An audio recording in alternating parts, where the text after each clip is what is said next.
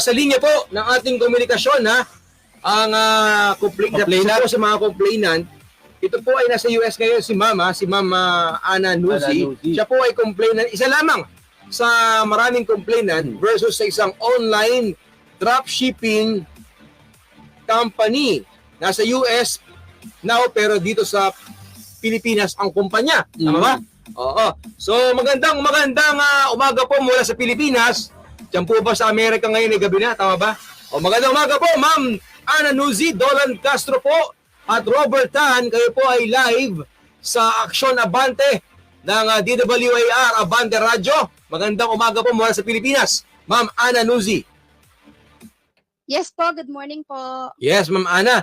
Ito po ay gusto namin malaman, ano po ba itong scam na ito laban sa isang online dropshipping na unang natanggap ko po ako po na text ng ating complaint unang inyong mga kaibigan na i-forward sa akin itong reklamo sa inyo.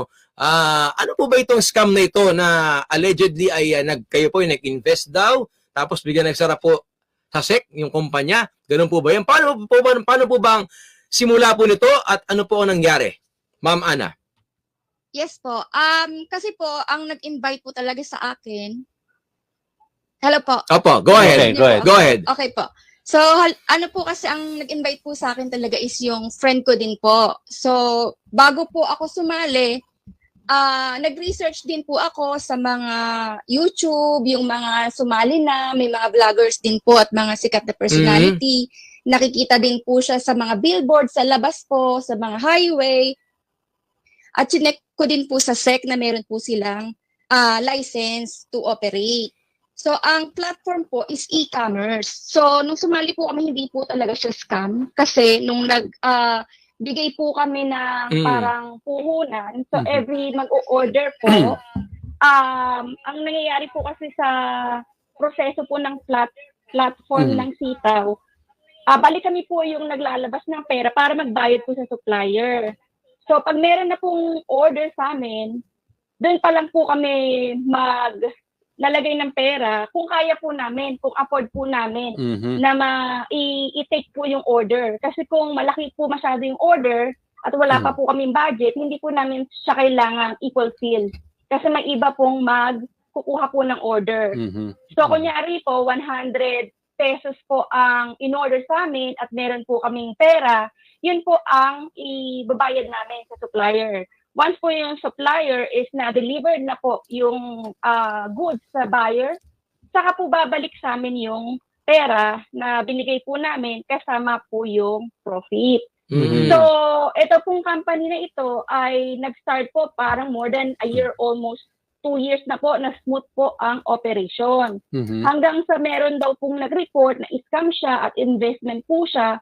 So, ang SEC po ay ni-revoke ang license. Pero nag-apply po sila ng appeal dahil hindi nga po siya investment company. Kasi wala naman po kaming hinihintay na parang profit in a certain time. Bumabalik po yung pera based po sa kung kailan po na-deliver yung goods, which is maximum of 21 days po. Ano po yung goods na ito na binebenta? Ano po ba itong Ito po ay mga sporting goods. So, nakalagay na po siya sa platform na ito yung may mga winter goods, sports, yung mga skiing, mga iba-ibang bansa po kasi yung mga umu-order at iba-ibang products po na mga sports po ang binibenta. So, ang po nila process is kung gusto mo pong maging seller, pipili ka lang po ng minimum na 10 items sa mga binibenta po nila na kaya mo pong pondohan pag may nag-order po sa'yo.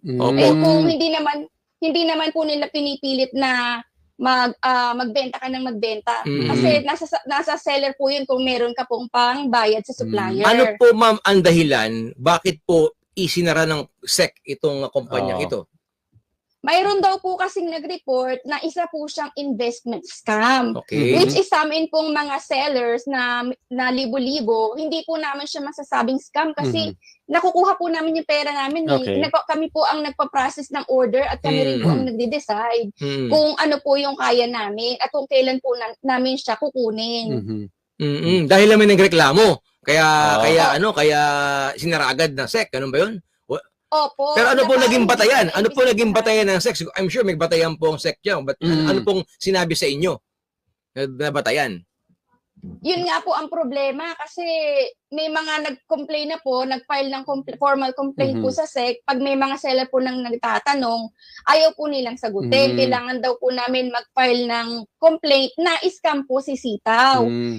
Which means po na hindi namin masabing scam dahil hindi naman po talaga kami na scam. Ang problema po namin dahil sinara po nila kasi yung kumpanya, yung pera po namin, hindi namin ma-withdraw. Dahil ang sinasabi po ng Sitaw, dahil sa revocation, wala pong bangko ang gustong tumanggap sa pera nila. Kaya meron pong mga seller talaga na tinawagan daw po ng bangko at tinatanong kung meron daw po silang hinihintay na perang papasok.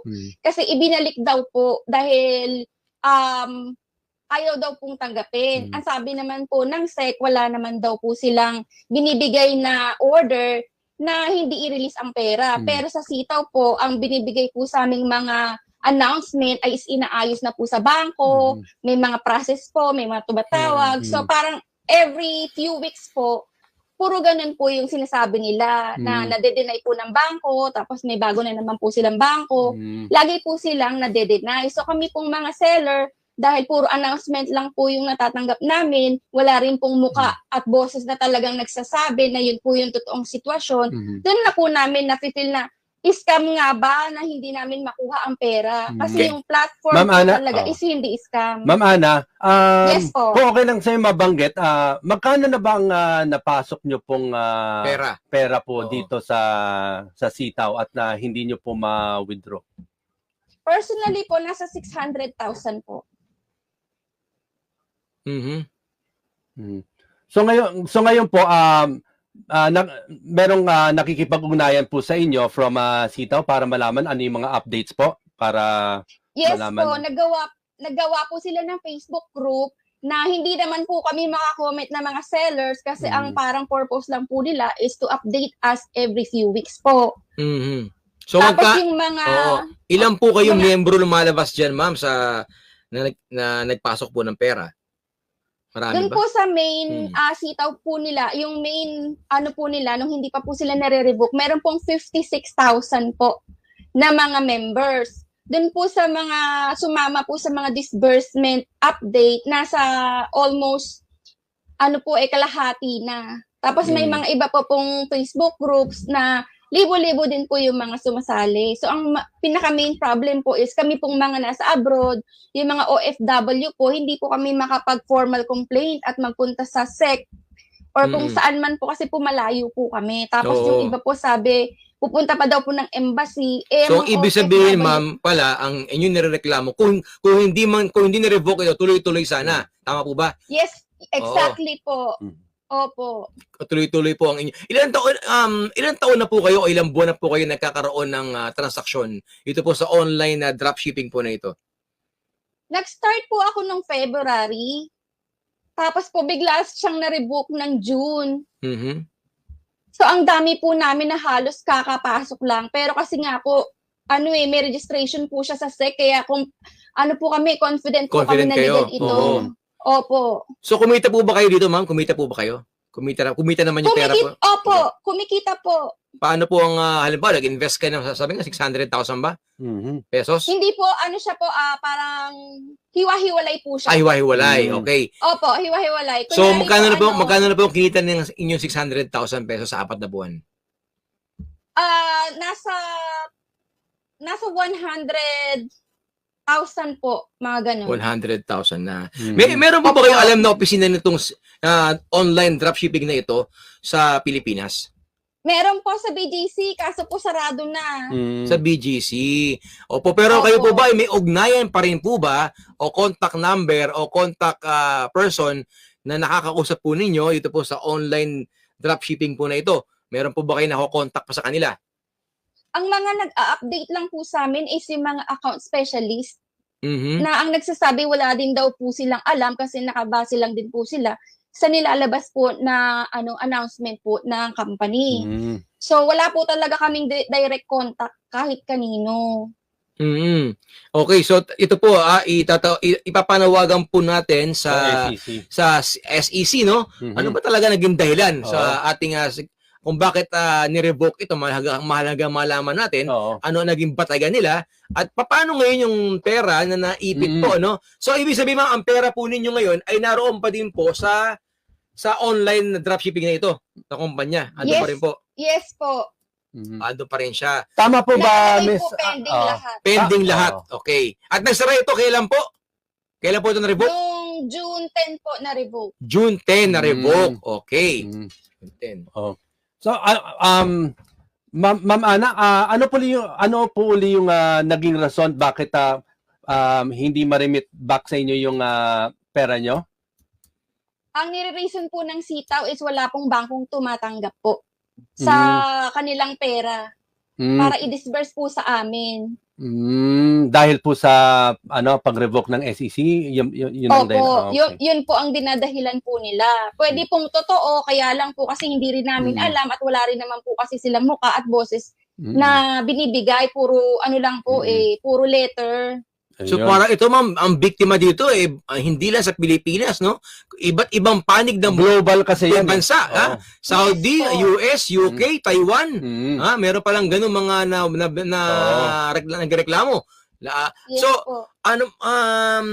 sa inyo po nga pag-uusap, kailan niyo po huli nakausap itong mga taga-online dropshipping na ito at ano po ang kanilang ipinangako sa inyo? Yung last message po nila kasi lahat po nasa FB, lang po nila. FB page. Wala pong nag-i-email sa amin or nagda-direct message. So kami na lang pong mga seller ang nagbabalitaan kung ano na po ba ang update. Yung update po na binibigay ng mga account specialist is same po sa binibigay ng dun sa FB page po nila. Marami din ba nagreklamo dun sa balita po ninyo? I'm sure na natulong, may mga report din kayo natanggap. Gano'ng karami naman nagreklamo laban sa online dropshipping na ito para may pasara ng SEC o ma-revoke? Ilan po sila sa bilang ninyo na nagreklamo naman laban sa online dropshipping company? Yun nga po ang problema, hindi po siya black and white. Wala pong sinasabi ang SEC kung sino po. Kasi po, nag-appeal po ang ang sitaw po, nag-appeal po sila. Pero hanggang ngayon po, wala pa pong resulta. Habang naghihintay po sana kaming mga seller, since 2 months na po yung appeal, makuha po namin yung aming mga pera kasi may paggagastosan din naman po kami.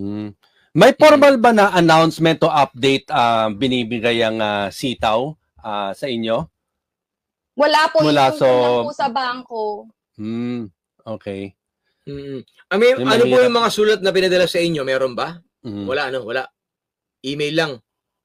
Opo, mga mga announcement lang po sa FB page nila. Sa FB page. Okay. At, pero may nakakausap naman po kayo, yung nababanggit mo na parang meron kayong nakausap na nagbibigay na ng update? Yung account specialist po, kasi dati, nagbibigay sila ng update sa FB group, pero ang dami po kasi daw nilang tinanggal, kaya nagsiwalaan na rin po yung iba, konti na lang po yung natira. Okay. Pero yung pong mga natira na mini-message namin, yung mga FB po nila is mga naka-lock profile. Kaya hindi rin po namin alam kung mga totoong tao po sila. Kasi parte ma'am, binabasa namin itong mga messages ninyo at ng inyong mga kasamahan, no? Maraming pera yung nawawala sa kanila, no? Talagang ang daming humingi ng tulong, talagang may 250,000, sinasabi dito, sa inyo, 600,000. Malalaki yan. May mga million pa, no? Oo.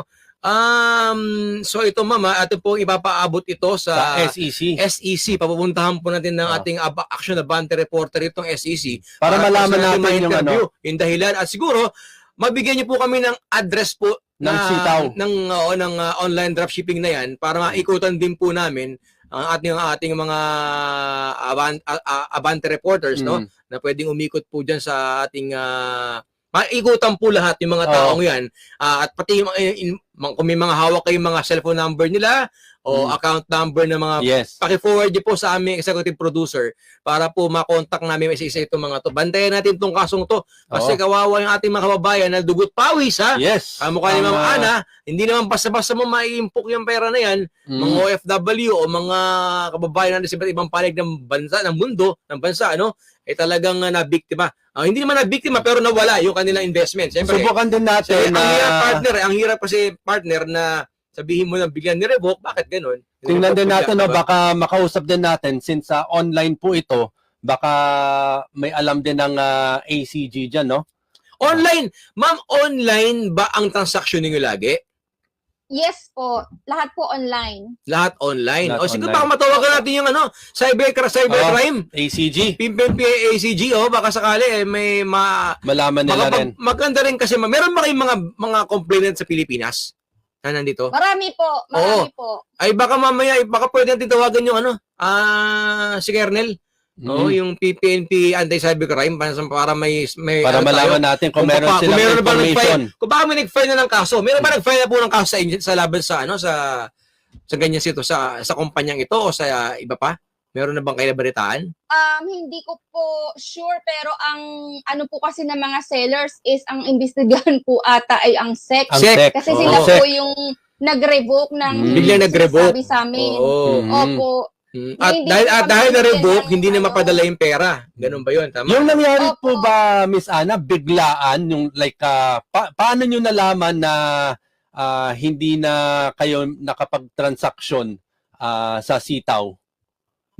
Si Colonel nag-send po sila ng email na nag-apologize dahil nga daw po sa merong reklamo sa SEC na na-revoke nga daw po. Tapos hintayin lang daw po namin bumalik yung mga order. Tapos by July 31, i-withdraw na daw po namin lahat. Wala po doon sa freezing money para po i-disperse po after. So ang pangako po nila is 3% every week.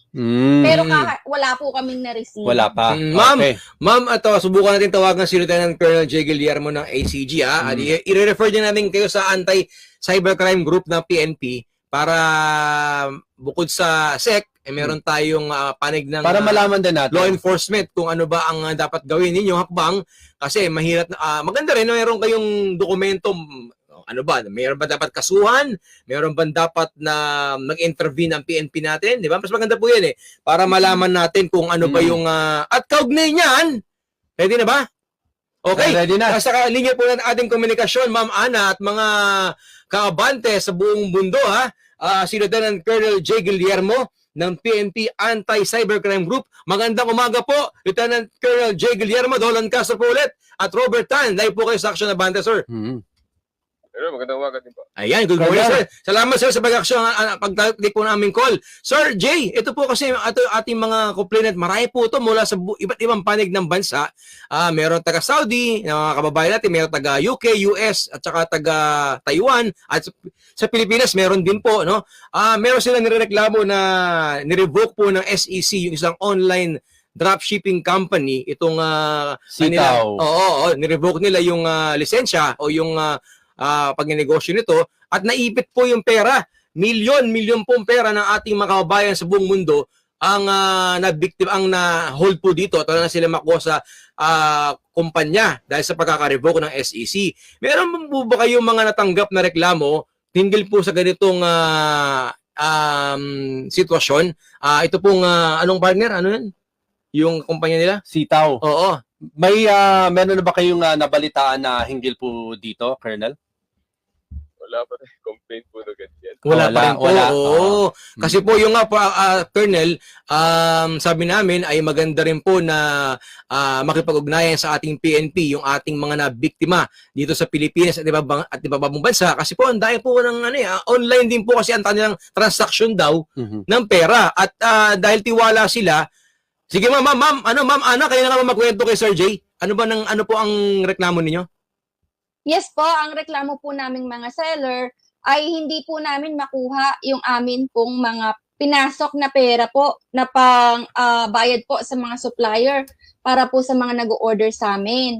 Ang sabi po kasi ng Sitaw is hindi po nila ma-disperse dahil po wala pong bangko ang gustong tumanggap simula po nung na-revoke po ni SEC ang kanilang lisensya. Colonel, ano po mapapayo nyo sa kanila, Colonel J? Ano po ang maganda natin maiya sa ating mga kababayan na ito na naipit po ang pera sa pagkaka-revoke ng SEC sa kumpanya na kanilang Pwede po sila mag-file ng sa SEC. Sa SEC mismo. Opo, kasi sa PNP wala na po kasi kaming dyan dahil recovery na po ng pera yan. Okay, sa SEC na po talagang Sige, kung SEC ang nagpasara doon sa kumpanya, doon sila mag-file na merong transaction na ganyan para sila uutusan yung kumpanya na bayaran sila kahit sabihin nilang hindi sila tinatanggap ng bangko, may obligasyon po sila. Ayun. Okay. Alright, so sa hanay po pero pag nagdemanda na po sila, pwede po mag-intervene ng ating PNP, no? Kung sakasakali. Ay, hindi na po kasi civil case na po. Civil case na siya. Okay. Recovery na po ng pera yan. Recovery ng pera. Okay, so maganda pala. At SEC. At least meron tayong magandang hakbang na makagagawa at talagang SEC ang tututok dito sa kasong ito. Maraming salamat, Colonel. Thank you very much. Sige po. Thank you, Colonel. So ayan, Ma'am Ana. So ang suggestion ng ating PNP Anti-Cybercrime, mag-file ng complaint mag-file na ng formal complaint sa SEC. Pero pupuntahan din natin po bukas ang ating SEC para po malinawan kung ano po ba yung sitwasyon, bakit po ni-revoke nila at kung ano pa, paano mababawi. At kung may nakikinig po mula sa Securities and Exchange Commission, bukas po yung aming tanggapan. Ayan, para makausap kayo, para malaman din natin ang punot dulo nito, bakit nga na-revoke yung lisensya ng CTAW para mag-operate dito sa Pilipinas, para naman na magkaroon ng linaw ang ating mga kaabante na malaking mga perang pinasok po dito at inaantay nila na ma-remit sa kanila. Nakakalungkot naman, no? Sige po, Ma'am Ana, ito po, papatulungan po namin kayo. Papatutukan po natin ito. Bukas po, puntahan natin ang ating Action Abante reporter dyan para sa SEC, para malinawan po, makuha po ang panig nila no dito sa kasong ito. At nang mabigyan po ng linaw at kasagutan kung kayo ba ay anong dapat gawin. Kasi hindi na po pwede na. Wala na yung mangyayari sa pera ninyo. Sinong hahabulin ng mga taong to? Ng ating mga kababayan. Sinong hahabulin nila? Okay. Para malaman nila. Si Ma'am Ana, go ahead. Yes po, may submit na po ng formal complaint, 3 po. Yung 2 po is naimbitahan na po ni SEC. Okay, ano nangyari? Nakausap na po ni SEC. Pero ang gusto po kasi ni SEC na mangyari is file po kami na scam po si CTAW. Hindi naman po magawa ni mga seller kasi hindi naman po talaga kami na-scam. Okay. Sige, kailangan talaga natin matawagan ng SEC. Para malaman natin ang panig nila. Kung ganyan binabanggit ninyo, malaman natin kung paano makapagtulungan. Kasi importante naman dito, mabawi ninyo yung inyong pera. Tama po ba? Yes, Tama. Mabawi ninyo yung inyong pera. At kung ano yung pinakamabilis at pinakatamang proseso para gawin at ma-actionan natin. Ayun, yung mga nagme-message, isa 250K ang napasok. Ayun, talagang humingi ng tulong. Sige, Ma'am Ana. Bukas po, tawagan po namin kayo ulit bukas at yung SEC hopefully po maikutan din ng ating Action Abante reporters. Okay? Maraming salamat po sa inyong panahon. Asahan po ninyo natin pong tututukan. Actionan po natin yan. Tututukan natin po itong kasong ito para po magbigay linaw at kasagutan po ng ating gobyerno sa mga na-scam nating kababayan sa abroad. Okay? Thank you very much, Ma'am Ana Nuzzi. Mula po rito sa Pilipinas. Good morning po. Good morning. Tambalang walang inatrasan. Una sa balitaan. Robert Tan at Dolan Castro. Aksyon Abante.